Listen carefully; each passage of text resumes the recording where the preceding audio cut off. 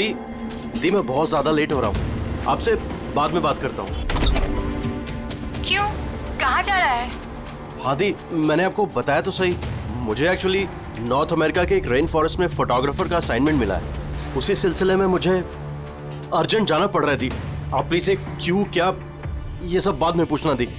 क्या छुपा रहा है, जल्दी बता। अरे दी, मैं आपसे कुछ क्यों छिपाऊंगा दी, सच सबको पता चल जाएगा। बहुत दिनों से ये सच छिपा हुआ है, लेकिन सच को जहाँ पहुँचना है ना दी, वहाँ पहुँच के रहेगा। ये कौन सा सच, और कौन कहाँ पहुँचेगा?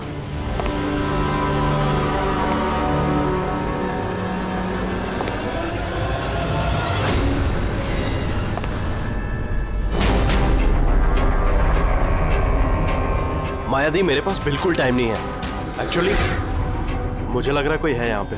बहुत कुछ हुआ है दी, बहुत कुछ हुआ है, लेकिन मैंने वही किया जो मुझे सही लगा। केतन, साफ साफ बात कर, क्या हुआ है? इस वक्त मेरे स्टूडियो में कौन आ सकता है? दरवाजा खोल। दीप, कोई दरवाजा खोल रहा है दीप। केतन, जल्दी खोल वरना। कौन है? हेलो, क्या हुआ? खुलता है कि नहीं? हेलो केतन भाई। देखो, आगे मत बढ़ो। कहाँ है वो फोटो? मैंने क्या किया है तुमने? बोलो। केतन, केतन, बोल। मैंने कुछ नहीं किया। बोल दे, नहीं तो मरेगा तू। प्लीज आगे मत बढ़ो। फोटो कहाँ है? हेलो, जल्दी बोल दे, बता दे। बता दे, नहीं मैंने तो कुछ नहीं मरेगा किया। तू आज। देखो, मैंने कुछ नहीं किया। तो बैठेगा आगे मत बढ़ो।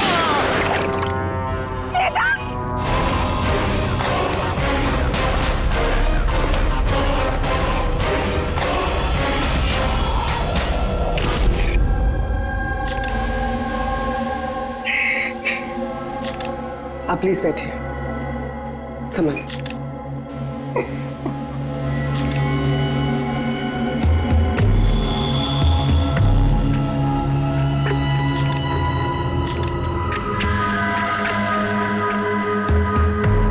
ये क्या?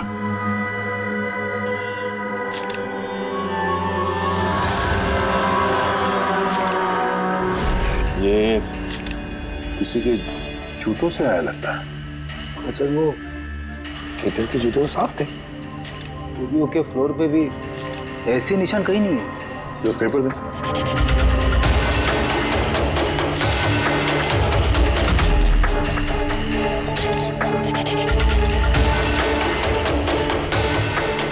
तो मिट्टी या कीचड़ तो नहीं लगता, ऑयल जैसा कुछ है। एक काम करो, स्टूडियो में जितने भी फिंगरप्रिंट जैसा उठा लो।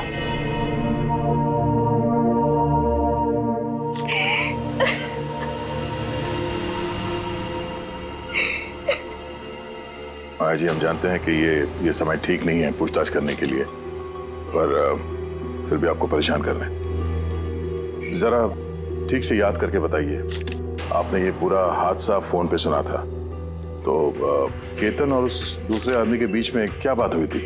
वो आते ही बुरे तरीके से केतन को मार रहा था। वो चीख रहा था, चिल्ला रहा था, चीजें इधर उधर टूटने की आवाजें आ रही थी। मैंने कुछ नहीं किया। देखो, आगे मत बढ़ो, मुझे कुछ नहीं मालूम ना। हाँ, वो कुछ फोटोज के बारे में बातें कर रहा था। सर, ये माया जो कह रही है कि केतन का खून उस वजह से हुआ है, एक एविडेंस की वजह से। एविडेंस क्या वो फोटोग्राफ था? सर, केतन ने किसी कपल की इंफॉर्मेशन लिख के रखी है सर। ये देखिए, कोई मनन और शामली है, जूहू से। सर ये देखिए, कैलेंडर पर 14 अप्रैल 2018 ये डेट मार्क की है, द एनिवर्सरी। अरे ये तो आज की डेट है। इसका मतलब है आज के दिन कुछ होने वाला था जिसके बारे में केतन जानता था। उसका मोबाइल फोन चेक करो, देखो आखिरी बार किससे बात हुई थी उसकी।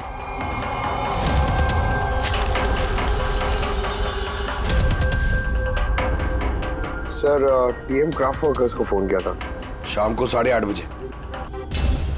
TM craft workers? वो भी केतन के मर्डर के ठीक आधा घंटा पहले।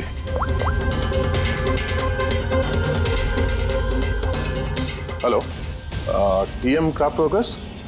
जी बोलिए। हाँ, केतन ने आपको फोन किया था। किस लिए फोन किया था? आप कौन? मैं उसका दोस्त बोल रहा हूँ। हाँ, उनका फोन तो आया था। ये पूछने के लिए फोन किया था कि उनका गिफ्ट टाइम से डिलीवर किया कि नहीं। गिफ्ट्स? कौन सा गिफ्ट? एक फोटो फ्रेम था मनन और शामली के लिए। उनकी 25th वेडिंग एनिवर्सरी थी, तो उनको फोटो फ्रेम बना के डिलीवरी करना था। मनन और शामली, उनका घर का एड्रेस मिल सकता है? अर्जेंट है।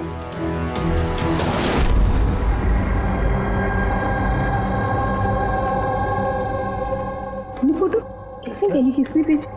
केतन? ये केतन कौन है? और इस तरह से हमारी फैमिली पिक्चर भेजने का क्या मतलब है? हाँ। कैसे जानता है वो हमारी फैमिली को? अरे किसी ने कोई मजाक किया होगा। ये मजाक नहीं है। आप कौन? सीआईडी। सीआईडी? केतन नाम का एक मशहूर फोटोग्राफर था, उसका खून हो गया इस फोटो की वजह से। पर सर, एक फोटोग्राफ के चक्कर में कोई किसी का मर्डर क्यों करेगा? लेकिन सर, हम तो किसी केतन को जानते भी नहीं। केतन को नहीं जानते तो फिर उसने आप लोगों की फोटो आप ही को क्यों भेजी? पता नहीं। पर हमने तो कभी ऐसी फोटो खिंचवाई भी नहीं है। और ना ही ऐसी दीवार हमारे घर पर है। सर, हमने तो कभी नहीं देखा। और देखिए ना सर, ये नकली फोटोग्राफ लग रहा है। आप खुद ही देखिए, इसमें दीदी है, जीजा जी है। सर, ये खाली कुर्सी रखने का क्या मतलब है इसका? सर, हमें तो लगता है कि किसी ने गलत तरीके से फोटो बनाकर हमें बेच दी है। गलती से नहीं, जानबूझकर आया है आपके लिए ये। और वो भी अपनी जान कुर्बान करके। सर, किसी ने मनन की फैमिली को मर्डर के चक्कर में फंसाने की कोशिश की है। वैसे आप कौन? ये हमारे फैमिली फ्रेंड मिस्टर विक्रम। अच्छा, आपके फैमिली फ्रेंड। सर, इसमें ये मैसेज भी है। She is hiding, save her. शायद केतन आप लोगों से किसी को ढूंढने के लिए कह रहा है। ढूंढने के लिए?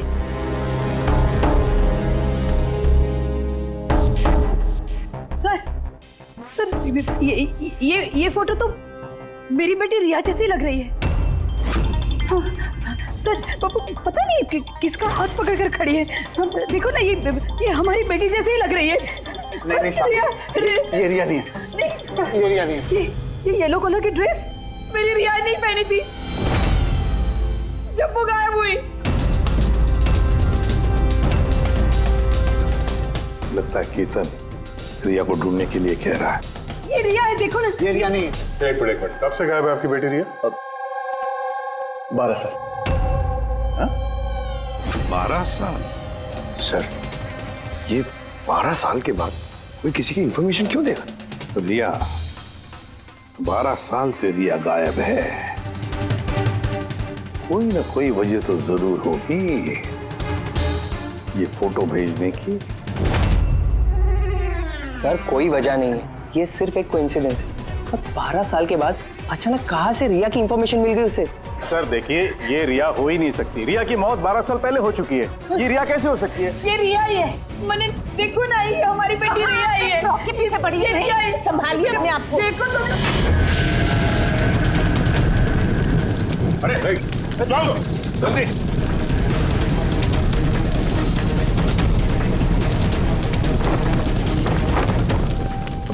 सर, ये फोटो तो जल गया, अब क्या करें?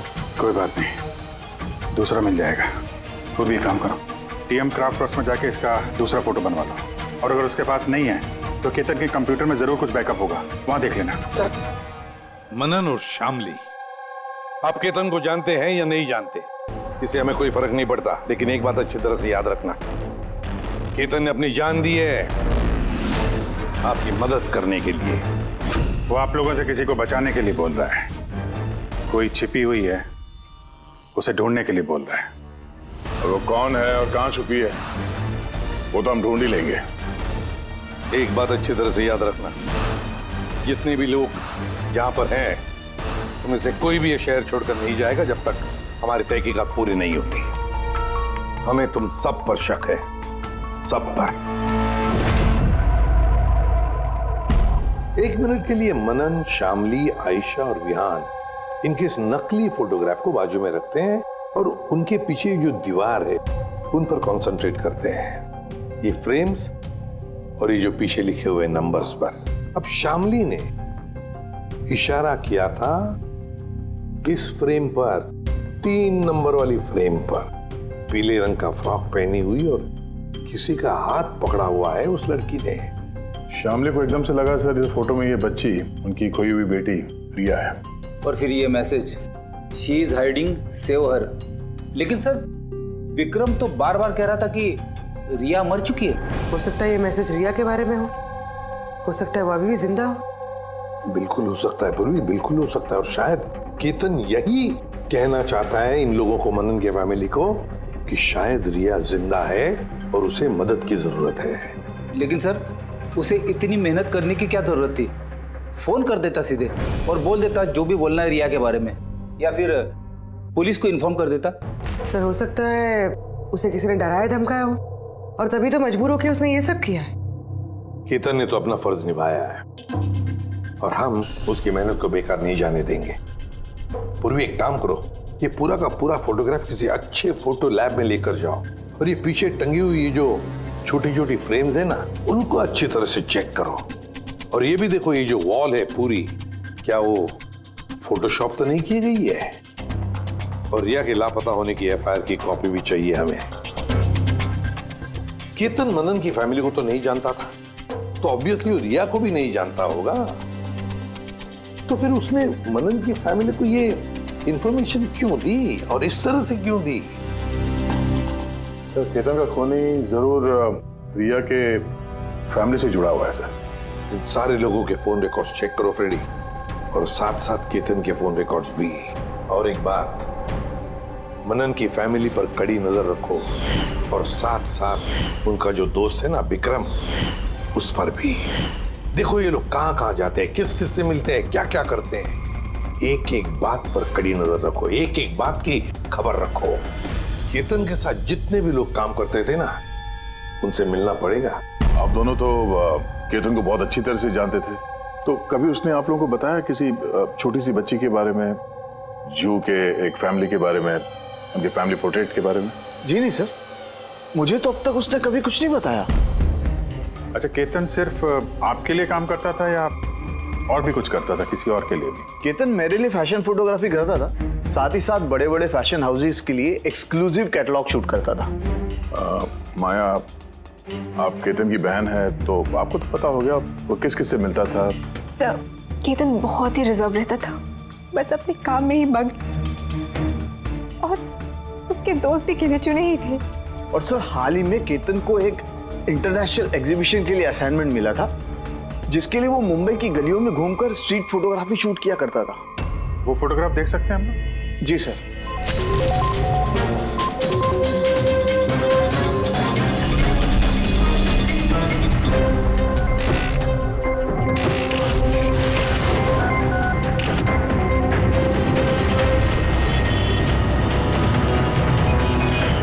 इतना अच्छा पोर्टफोलियो बनाया था सर, एग्जीबिशन में सबमिट ही नहीं की। बहुत परेशान हो गया था वो।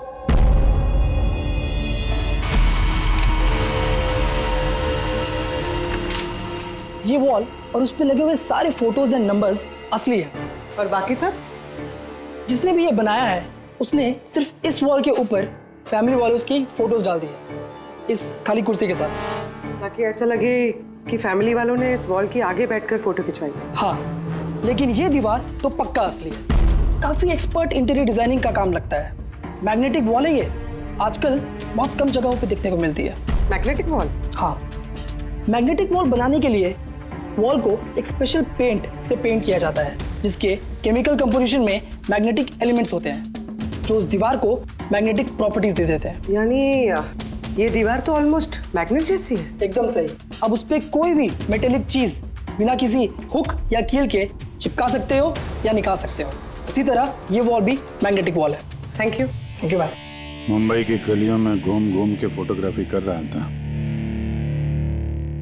जरूर वहीं पे इसे रिया के बारे में कोई ना कोई क्लू मिला होगा, वहीं किसी गलियों में।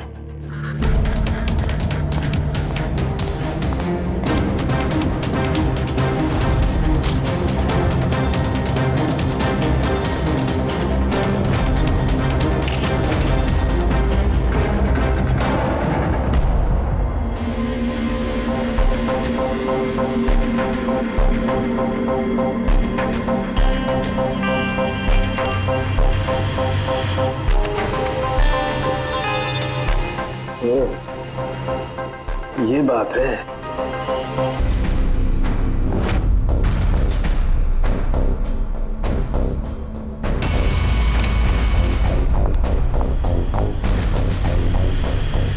सर, ये देखिए।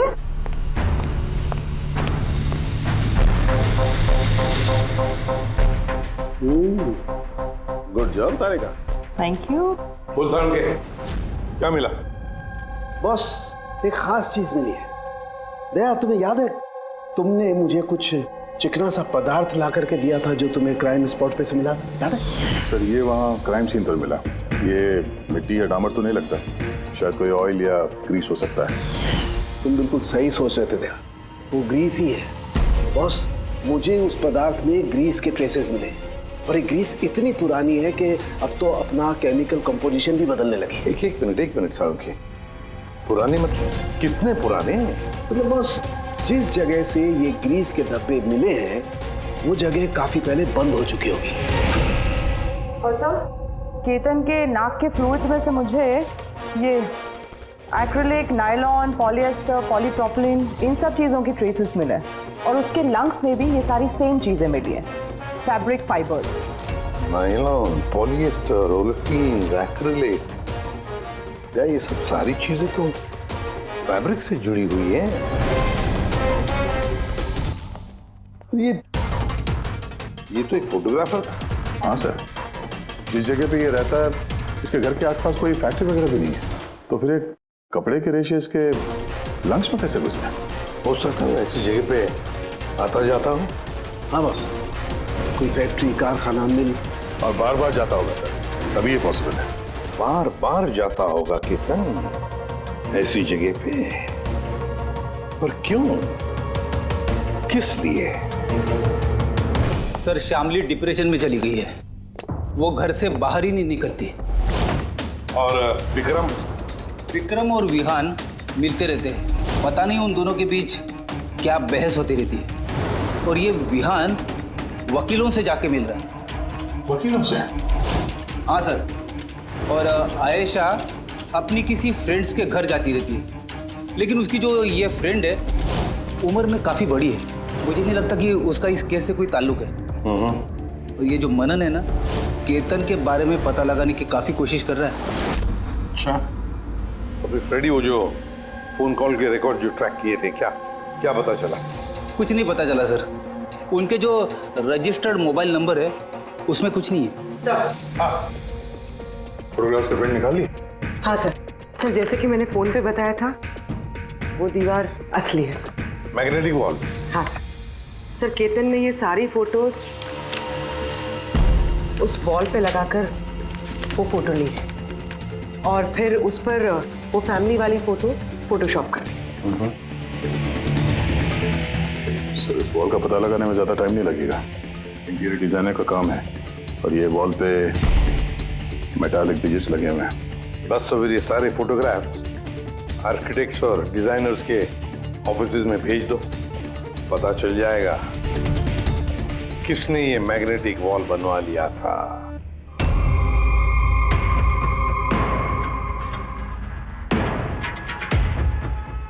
अब ये जो फैमिली बैठी हुई है, इनके पीछे जो दीवार है वो आपने बनाई है क्या? सर, एक एनआरआई इंटीरियर डिजाइनर है, वो अपने बोल्ड और क्रिएटिव डिजाइन को लेकर काफी फेमस है। हो सकता है उसी ने वो बनाई हो। ऑफ कोर्स ये मेरे ही डिजाइन्स है, मैजिक लाइफ एड लैब्स के लिए डिजाइन की थी मैंने। It's a magnetic wall. ये सारे नंबर्स मैग्नेटिक मटेरियल के हैं जिसे बिना कोई हुक या कील के लगा भी सकते हैं और निकाल भी सकते हैं। लेकिन लेकिन मेरे डिजाइन के हिसाब से ये सारे सीरियल नंबर्स में थे, जैसे 1 2 3 4 5 6 7 8 9 10। हाँ मगर मैम इसमें तो नंबर्स 1 3 2 0 6 7 8 9 ये ऐसे कैसे? हाँ? सर शायद केतन ने किया, लेकिन उसने इस वॉल की फोटो क्यों ली? ये तो अब मैजिक लाइफ एड लैब वाले ही बताएंगे। सर यही है वो वॉल जिसकी आपने हमें फोटो दिखाई थी? हाँ सर, और वॉल पे फोटोज के जो एक्चुअल नंबर थे वो ये थे सर। फोटोज में जो भी चेंजेस थे वो केतन ने किए थे सर। केतन, ये नंबर्स तो ऑर्डर में थे ना, फिर तुमने सिर्फ 3206 को चेंज कर उसके नीचे स्पेसिफिक फोटोज क्यों लगाई है? कुछ नहीं, वो पजल्स बना रहा, नंबर्स और फ्रेम्स को मिला के एक इंटरनेशनल एग्जीबिशन है उसी के लिए।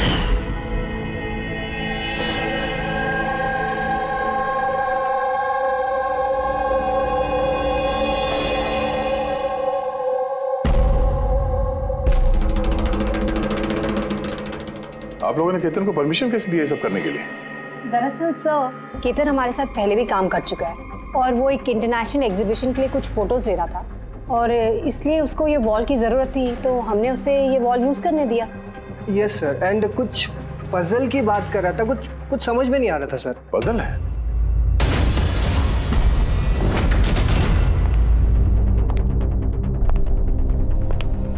नंबर्स में पजल? उस पोर्ट्रेट में 3206 था और उसके नीचे जो फोटोग्राफ्स हैं, कहीं वो फोटोग्राफ्स ही पजल तो नहीं? हो सकता है केतन हमें उन फोटोग्राफ्स के जरिए रिया की कहानी बताना चाहता हो।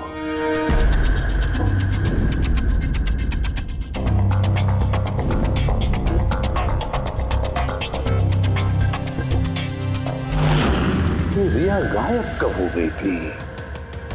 कब गायब हो गई थी? रिया की मिसिंग की एफआईआर है ना? हाँ सर। सर उसका इस केस से क्या कनेक्शन? वो केस तो सर बहुत साल पहले बंद हो चुका है, पता नहीं क्यों गया। ऐसे लगता है कि रिया की इस एफआईआर से शायद हमारी केस सॉल्व करने में कुछ मिल जाए। FIR 8221 Mumbai IPS. एफआईआर का डेट देखो दया, ये देखो 3206। ये तो 2006, मतलब ये डेट है? बिल्कुल सही, 3206, 3 फरवरी 2006। दीदी हौसला रखिए। पता नहीं मेरी बेटी किस हाल में होगी। आप लोग मजाक तो नहीं कर रहे? आप वाकई में मेरी बेटी को ढूंढेंगे? वो एक्चुअली जिंदा है क्या? आपकी बेटी जिंदा है, ये सुनकर आपको खुश होना चाहिए, और आप हमसे ऐसे बात कर रहे हैं? डैड, मेरी बहन रिया जिंदा है। सर कहाँ है वो? देखिए हम बहुत नजदीक हैं रिया का पता लगाने के, इसलिए आप लोगों को जो कुछ भी पता है हमें बताइए। आखिरी बार आप लोगों ने उसे कब देखा था, क्या हुआ था उसके साथ, और एग्जैक्टली गायब हुई कैसे वो? लेकिन सर इन 4 फोटोज का क्या मतलब है? केतन जरूर हमें रिया के बारे में कुछ बताने की कोशिश कर रहा था।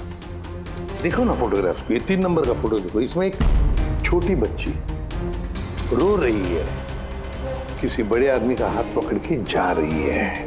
फोटो नंबर 2 में रिया थोड़ी बड़ी हो चुकी है, ऐसे जाली के पीछे जैसे उसे किसी ने उस जाली के अंदर कैद करके रखा है।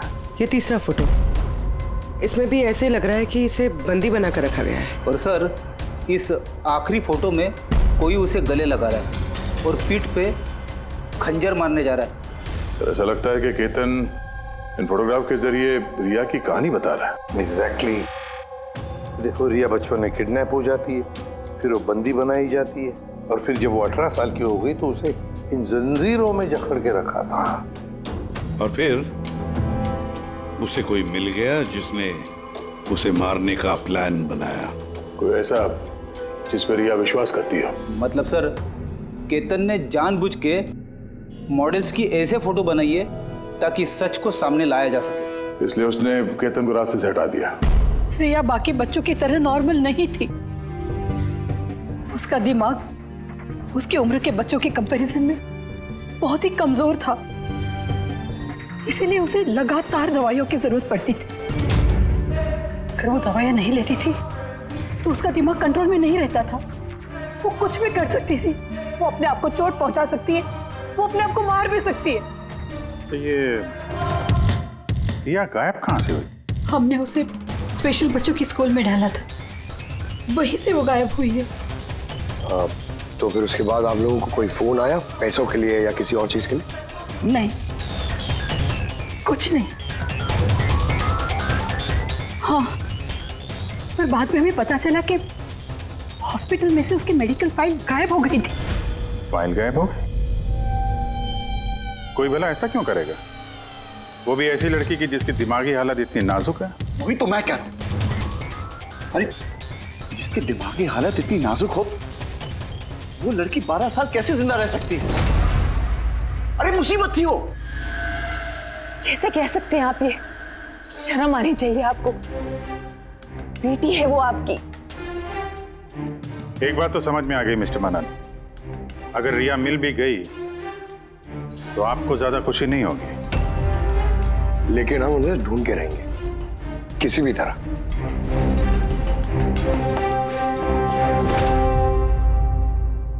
दया, इस फोटो को गौर से देखो।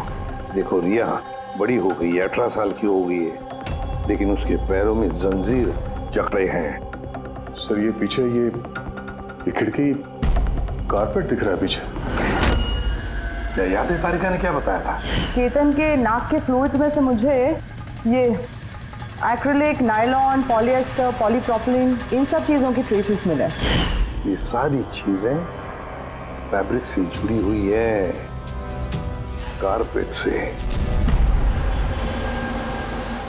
ये केतन फोटोज के जरिए ये बताने की कोशिश कर रहा था कि ये रिया किसी पुरानी मिल या फैक्ट्री में है। सर, चौथे फोटो में ऑयल कैन और खाली बक्से। और वो केतन के स्टूडियो में हमें ग्रीस के धब्बे भी तो मिले थे। सर शायद खूनी केतन के स्टूडियो में वहीं से जा रहा था जहां रिया कैद है। तीसरी फोटो में वो कारपेट वाली गली और चौथे में वो फैक्ट्री। सर ये दोनों जगह आसपास होगी। पहले ये पता लगाना पड़ेगा कि कारपेट वाली गली के आसपास कोई बंद पड़ी हुई पुरानी फैक्ट्री है क्या? जो भी करना है जल्दी करना पड़ेगा बॉस, क्योंकि हमारे मनन के घर जाने के बाद खूनी खुद सामने नहीं आएगा। शायद किसी से वो काम करवाएगा।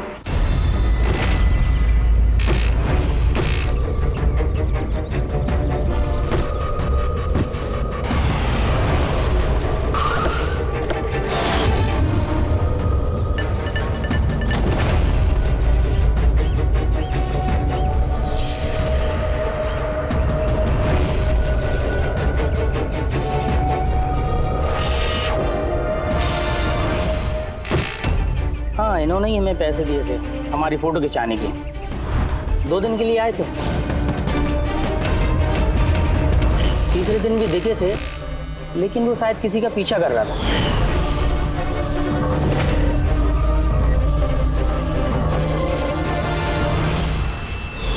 किसका पीछा कर रहा था? वो तो सर ध्यान नहीं दिया हमने। वो गया किधर पीछा करते हुए? इस तरफ गया।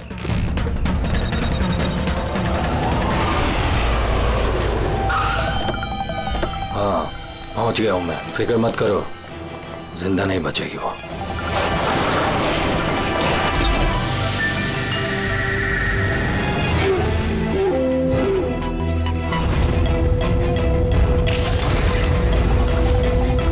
बंद कर इसको।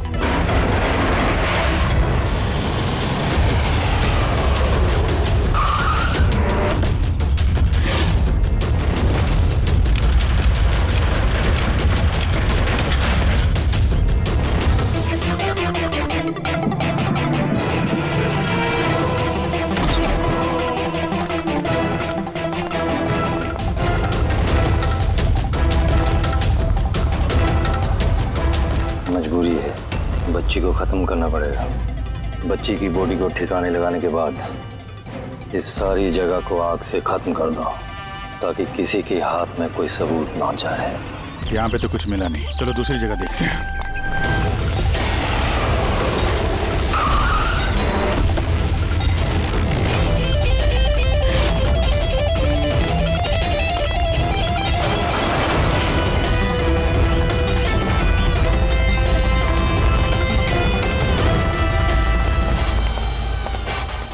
रिया, रिया, तुम्हारे मम्मी पापा के पास ले जाने आए। चलो। रुक जाओ।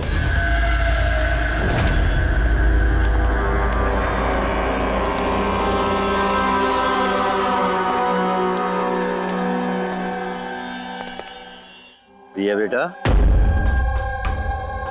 आजा आजा बेटा, आजा आजा आजा आजा आजा आजा आजा। रिया, रिया, रिया, आजा आजा आजा। रिया बेटा, ये अंकल के साथ जाएगी। ये बच्ची तुम लोगों के साथ नहीं जाएगी, कोशिश करके देख लो। ये ठीक कह रहा फ्रेडी।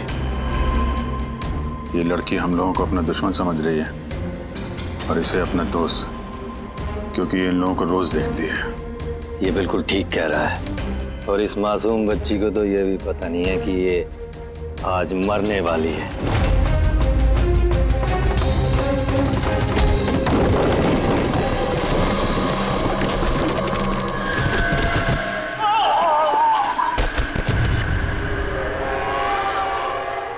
कौन हो तुम लोग? किसने भेजा तुम्हें? ये तुम्हें कभी पता नहीं चलेगा।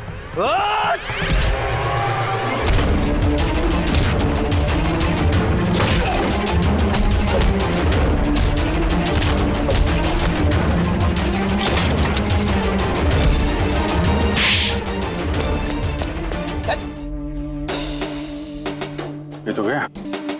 किसने भेजा तुम लोगों को? हैं? जिसको पता था वो तो मर गया। रिया तो बेचारी इतनी डरी हुई है, कुछ बोल भी नहीं सकती। रिया बोल नहीं सकती, मगर पहचान तो सकती है। मतलब रिया ने इस खूनी को पहचाना। क्यों? क्योंकि उसे हर रोज मिलती थी, उसे हमेशा देखती थी, उसका अपना कोई है और इसीलिए उसके साथ जाने के लिए राजी होगी। तो फिर रिया उसे भी पहचान लेगी जिसने 12 सालों से इसको यहाँ पे कैद करके रखा है, जो उससे हर रोज बात करता है और जिसने इसे मारने के लिए इन लोगों को यहाँ पे भेजा था। अब रिया बताएगी कि असली गुनहगार कौन है। रिया, जाओ रिया। अच्छा मेरी बच्ची, आ बेटा।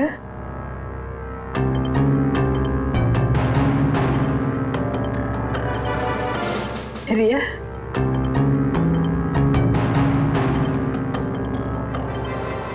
आजा मेरी बच्ची, अपनी माँ के पास आजा बेटा। आ बेटा, आ बेटा, आजा आजा मेरी बच्ची, आजा बेटा। रिया,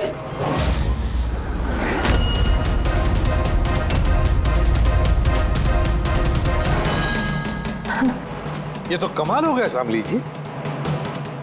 आपकी बेटी 12 साल के बाद आपसे मिलती है, लेकिन आपके पास नहीं है। अपने मौसी के गले लग जाती है। ये कैसे? वो तो माँ की जैसी हूँ ना मैं इसकी, बहुत प्यार करती है ये मुझसे, इसीलिए। अरे वाह मौसी जी, आपसे इतना प्यार कि रिया अपनी माँ को पहचान नहीं पाई और आप ही के गले लग गई। क्यों? और जानती है क्यों?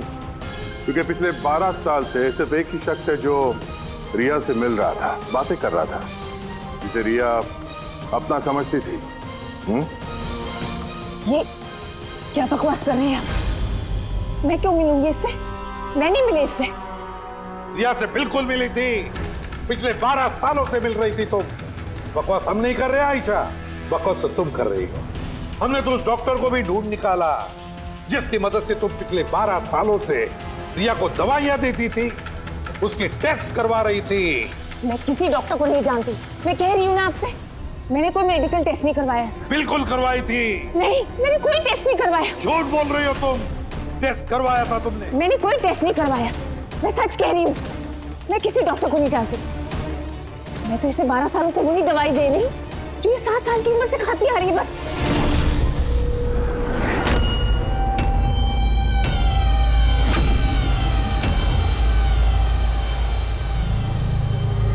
फंस गई ना? हाँ? इस आदमी को आपने भेजा था रिया को मारने के लिए। उसके मोबाइल में हमें उसका नंबर मिला जो इत्तेफाक से आपकी दोस्त है, जिससे आप अक्सर मिलती हैं। आयशा, तुमने ये सब क्यों किया? विहान के लिए।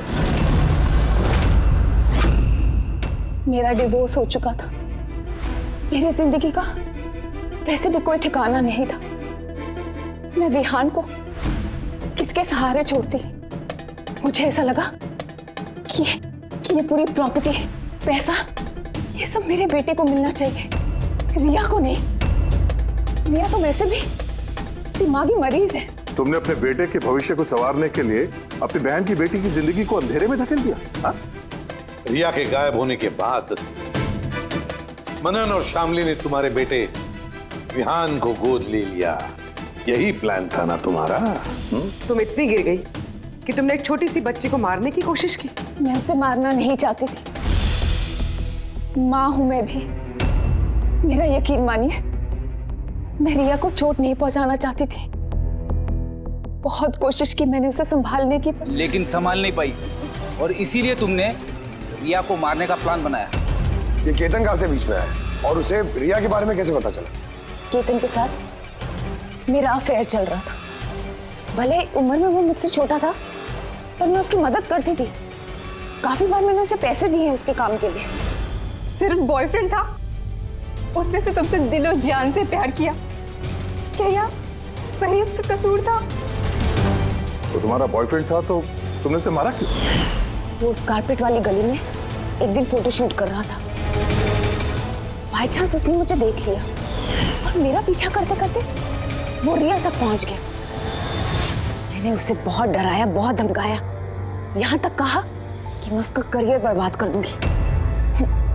लेकिन नहीं, शायद उसमें इंसानियत जाग रही थी, इसलिए मुझे उसे मरवाना ही पड़ा। वाह, बहुत खूब। कैसी माँ हो तुम? 12 साल से एक मासूम बच्ची को अपनी माता पिता से दूर रखा। क्या मिला तुम्हें? हा? भूल गई तुम कि देर से ही सही सच्चाई तो सामने आ ही जाती है। अपने स्वार्थ के लिए बहुत बड़ा जुर्म किया है तुमने। कानून तुम्हें कभी माफ नहीं करेगा। कड़ी से कड़ी सजा होगी तुम्हें, कड़ी से कड़ी सजा।